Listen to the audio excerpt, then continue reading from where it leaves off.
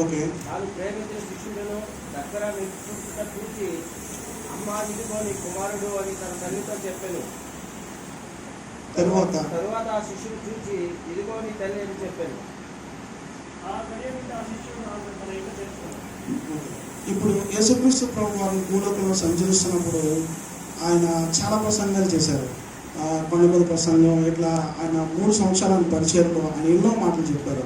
ఆయన చెప్పిన మాటల్లో ఆయన ఏదైతే చెప్పారో అది స్వయంగా ఆయన చేసి చూపించారు. ఈ మాటను బట్టి నిర్గమకాండము 20వ అధ్యాయంలో ఒకసారి మనం చూసుకుంటే 20వ అధ్యాయం 12వ వచనం చూసుకుంటే, నీ దేవుడైన యెహోవా నీకు అనుగ్రహించు దేశంలో నీవు దీర్ఘాయుష్మంతుగా ఉన్నట్లు నీ తల్లిని సన్మానించు అని చెప్పాడు. అయితే ప్రభువు ఇక్కడ ఏదైతే చెప్పాడో దాన్ని నిజంగా అనుసరించి మనకు చూపించారు. అదేవిధంగా ఒకసారి మళ్ళీ యేసుక్రీస్తు ప్రభు ఈ లోకంలో సంచరిస్తూ వాళ్ళ శిష్యులతో అంటారు, నిన్ను వలె నీ పొరుగు వారిని ప్రేమించు అని చెప్పి అంటారు. ఈ మాటను బట్టి దేవుడు ఎక్కడ కూడా తన తల్లిని విడిచిపెట్టినట్టుగా మనం ఎక్కడ కూడా మనం చూడట్లేదు. అదేవిధంగా యేసుక్రీస్తు యొక్క కుటుంబ జీవితం గురించి చూస్తే సుమారుగా ఆయనకి 18-20 సంవత్సరాలప్పుడు తన తండ్రి అయిన యోహాను చనిపోతాడు. ఆ తర్వాత ఆయన 18 సంవత్సరాల నుంచి 30 సంవత్సరాలు వచ్చే వరకు తన తల్లితో పాటు ఉండి తన తల్లిని తన సహోదరుని కూడా ఆయన పోషించినట్లుగా మనం చూస్తాం. యూదుల మతాచారం ప్రకారం 30 సంవత్సరం దగ్గరికి, అంటే ఎవరైనా పరిశీలనకు రావాలంటే 30 సంవత్సరాలు నిండితే కానీ వారు రాలేదు. 30 సంవత్సరాలు వచ్చిన దగ్గర నుంచి దేవుడు పరిచర్యలోకి వచ్చినట్లుగా మనం చూస్తాం. అదేవిధంగా మళ్ళీ ఒకసారి ఈ మాటను మళ్ళీ మనం చూసుకుంటే 3వ వాక్యం 26వ వచనం, యేసు తను ప్రేమించిన తన తల్లి మరియు తన శిష్యులు అక్కడ నిలిచి ఉండట చూచి అని అంటాడు.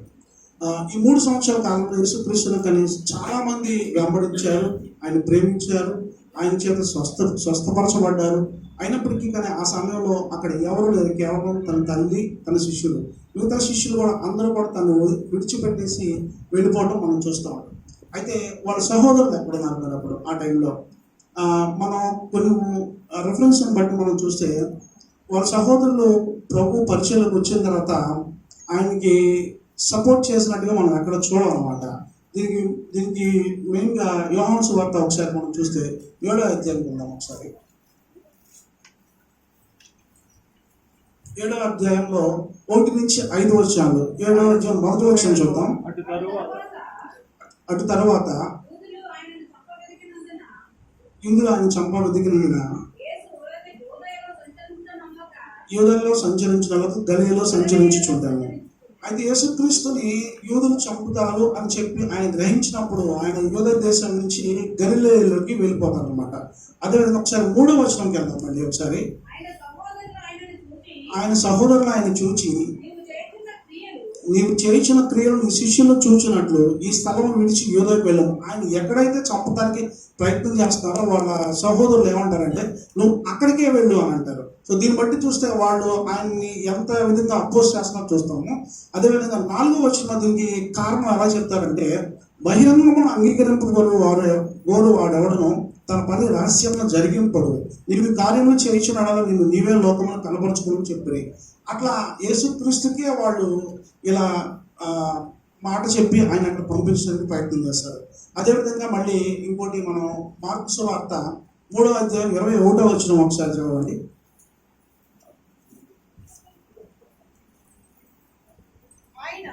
ఆయన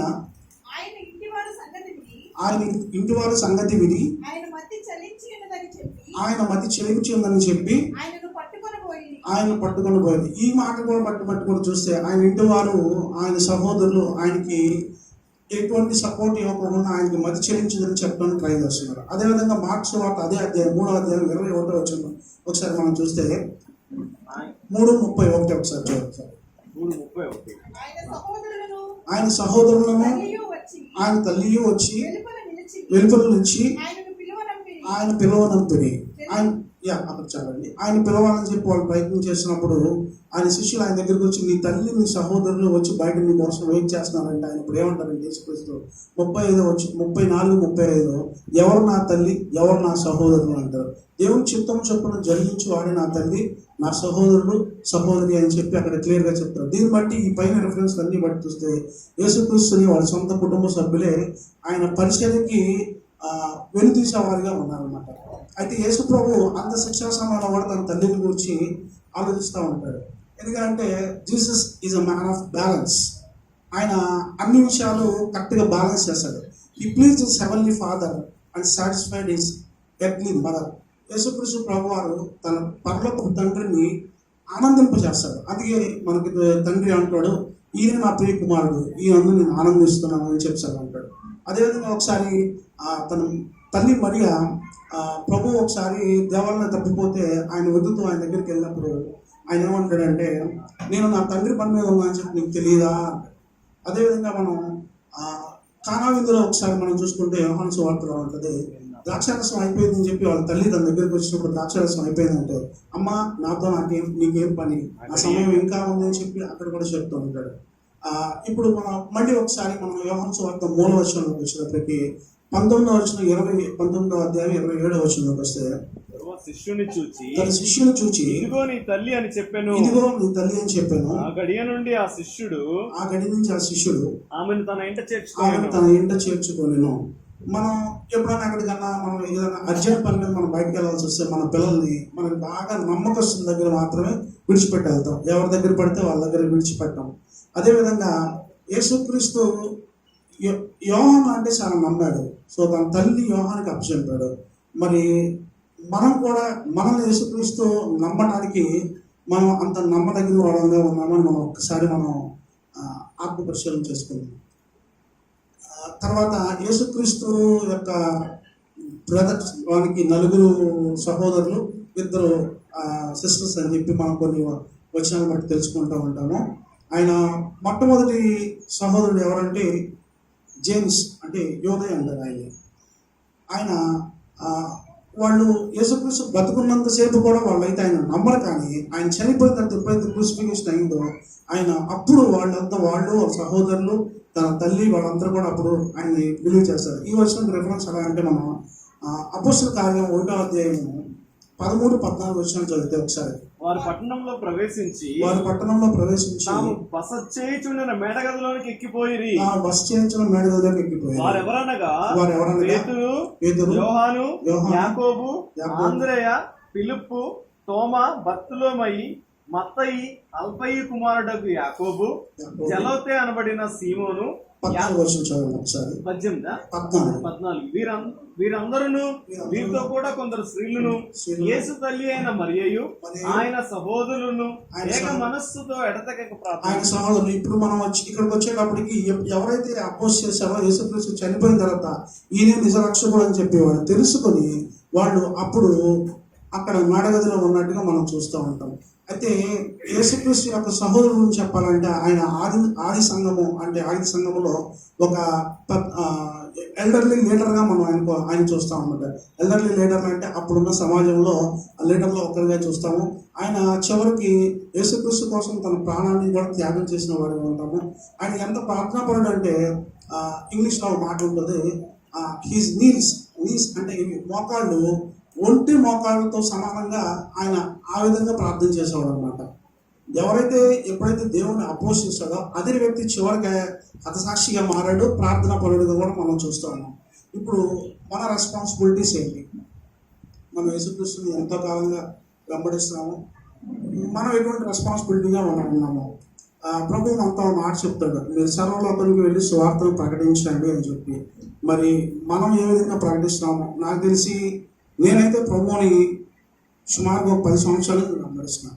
ఇంకా నాకంటే సీనియర్స్ ఉంటారు, ఇక్కడ జూనియర్స్ ఉంటారు. మరి ఎవరు ఏ విధంగా మన రెస్పాన్సిబిలిటీస్ని, మన ప్రభు యొక్క రెస్పాన్సిబిలిటీని మనం తీసుకుంటాం. మనం ప్రార్థన చేసేటప్పుడు చాలాసార్లు ప్రభా మేము నీ పోలిక చొప్పున తయారు చేయబడ్డాము అన్నట్టు. మరి నిజంగా ఆయన పోలిక చొప్పున మనం తయారు చేయనప్పుడు ఆయన ప్రభు వెళ్తూ మనతో మాట చెప్పాడు, మీరు సర్వలోకానికి వెళ్ళి సువార్తను ప్రకటించండి. మరి మనం ఏ విధంగా సువార్తను ప్రకటిస్తామో నాకైతే తెలియదు. కానీ మనం ఒకసారి ఆత్మ పరిశీలన చేసుకున్నాం. ఈ మాటను బట్టి మీకు ఒక 2 మిషనరీస్ గురించి చెప్పి నేను ముగిస్తాను. తన 12వ సంవత్సరంలో బాలికగా ఉన్నప్పుడు ఒక స్త్రీ గురించి చెప్తాను. ఇప్పుడు యేసుక్రీస్తు కోసం తన జీవితాన్ని త్యాగం చేసి కొందరి ద్వారా భారతదేశం గురించి తెలుసుకుని, ఇక్కడ పరిస్థితుల గురించి తెలుసుకుని, తను పుట్టిన యూరోప్ ఖండంలో యుగోస్లావియా అనే దేశంలో విడిచిపెట్టి భారతదేశానికి 19వ సంవత్సరంలో తన యొక్క 19వ ఏట వచ్చింది.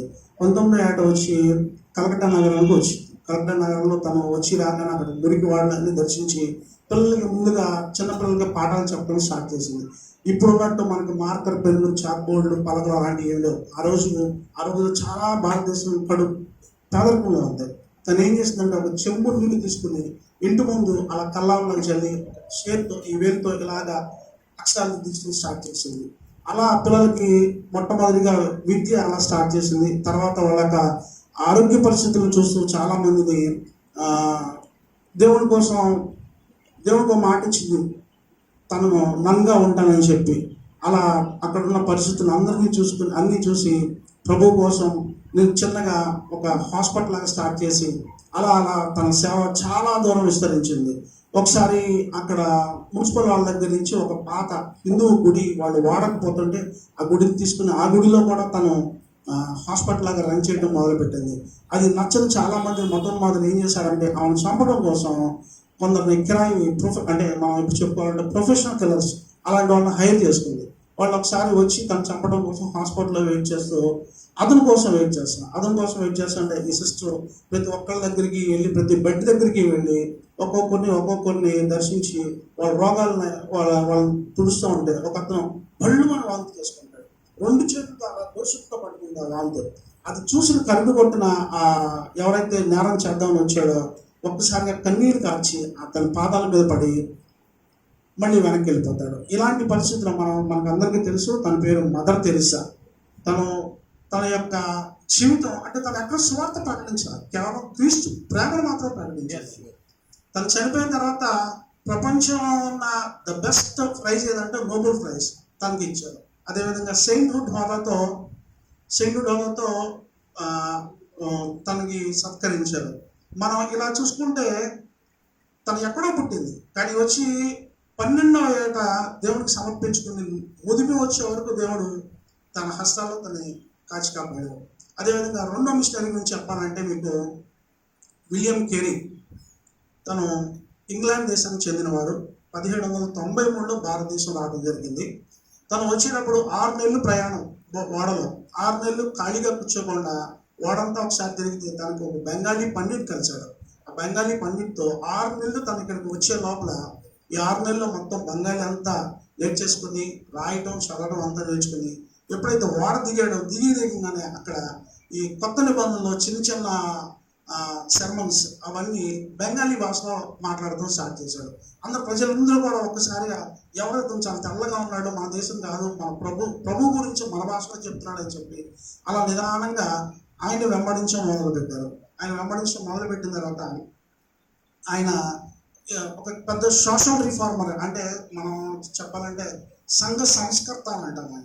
ఆ రోజుల్లో మన భారతదేశంలో సతీ సహగమనం జరిగాయి. అంటే ఒక భర్త చనిపోతే ఇమ్మీడియట్గా భార్యను కూడా అదే చిత్తి మంటలో పడేయటం. తర్వాత విడో మ్యారేజెస్ని ఆయన ఎంకరేజ్ చేశాడు. గర్ల్ ఎడ్యుకేషన్ అంటే ఆడపిల్లలకి ఎడ్యుకేషన్ ఆయన ఎంకరేజ్ చేశాడు. కలకట్టా దగ్గర సెరంపూర్లో మొట్టమొదటి బైబిల్ యూనివర్సిటీ పెట్టాడు, కాలేజ్ పెట్టాడు, యూనివర్సిటీ పెట్టాడు, ఎన్నో డిగ్రీస్. ఈరోజు మనం చూస్తున్నాం మన చేతిలో ఉన్న ఈ కొత్త నిబంధన కానీ ఈ తెలుగు బైబిల్ కానీ ఇట్లా టోటల్గా 29 భాషల్లో ఆయన ఈ బైబిల్ ముద్రించడం జరిగింది. అది కూడా ఓవర్ నైట్లో జరగల.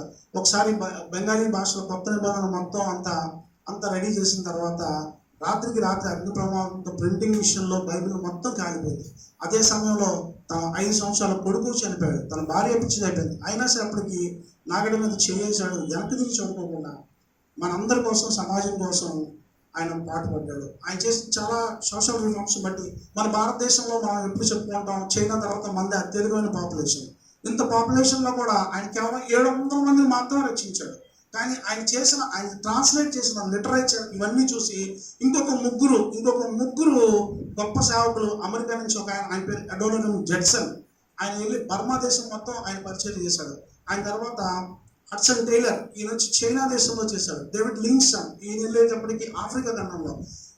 విలియం కేరీ డైరెక్ట్గా ఆయన పరిచయం చేసింది భారతదేశంలో, కానీ ఆయన పరిచయం ద్వారా ఒక బర్మాలో, ఒక చైనాలో, ఒక ఆఫ్రికాలో ఇండైరెక్ట్గా ఆయన పరిచయం కూడా విస్తరించింది. ఇప్పుడు మన రెస్పాన్సిబిలిటీ ఏంటి? ప్రభు ఆల్రెడీ మనం చెప్పాడు, నశించిన దాన్ని వెతికి రక్షించడానికి నేను వచ్చానన్నాడు. మనమంతా రక్షించబడ్డాం. మనలో మన సహోదరులు, మన కుటుంబ సభ్యులు చాలామంది ఉంటారు. మనం వారిని రక్షించడానికి మన వంతు ప్రయత్నం మనం చేద్దాం. నమ్మి బాప్తీసం తీసుకున్నవాడు రక్షించబడను, నమ్మని వాడు శిక్షించబడను అని చెప్పి ప్రభు చెప్తాడు. అటువంటి శిక్షలో మనవారు ఎవరు లేకుండా ఉండినట్లు మనం నిత్యం ప్రార్థించేద్దాం. ఈ అవకాశం ఇచ్చిన ఆమెకి దేవునికి నమ్మకం.